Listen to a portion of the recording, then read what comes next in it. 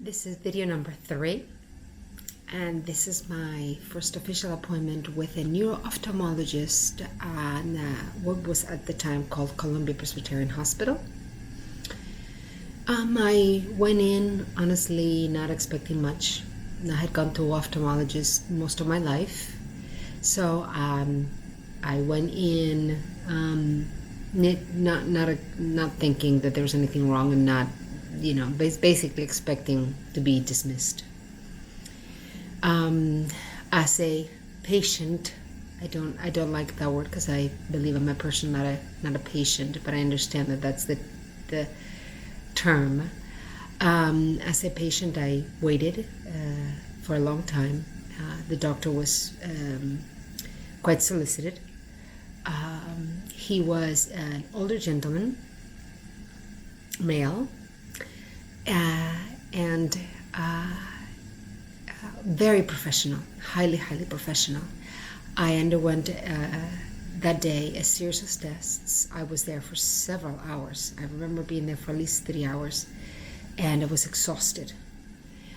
At the end of the consultation, the doctor said to me, doctor who's retired now, unfortunately, said to me, basically, according to all the tests, and I had done a visual, the visual field test, and it was, I had quite a lot of damage, or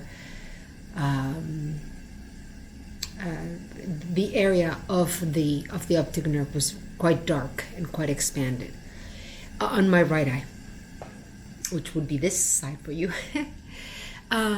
He at that time said that it was my diagnosis was either one or two things. I had a brain tumor, and he said he did not believe that was the case, but that it could be one of the diagnoses, or that I had, and here went ta-da, something called a Pseudotumor Cerebri.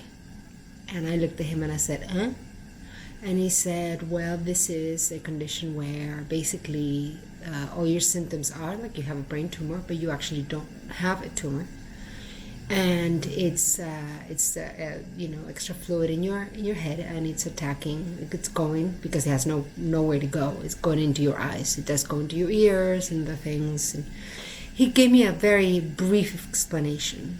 And so immediately he said, the first thing we have to do is we have to do an MRI, and we have to do that today. And the next thing we have to do is you have to go to a neurologist tomorrow, and you will be having a spinal tap, or he said a lumbar puncture.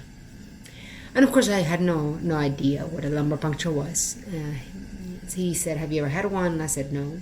He said, well, they're uncomfortable, but you'll be fine.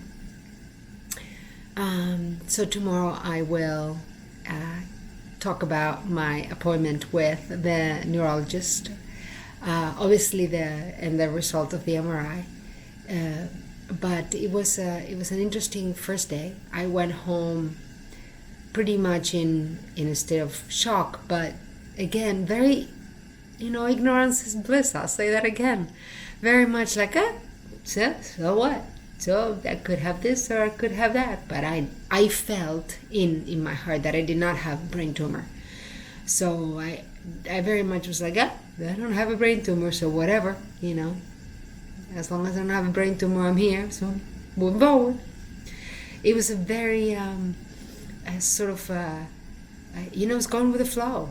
I was starting a new job actually, and a new job that I loved, so I wasn't not least bit worried about this, and I was really not ready for what the lumbar puncture the next day was going to be. Probably one of the worst lumbar punctures I've ever had. So that will be the news for video number 5. Thank you for your attention.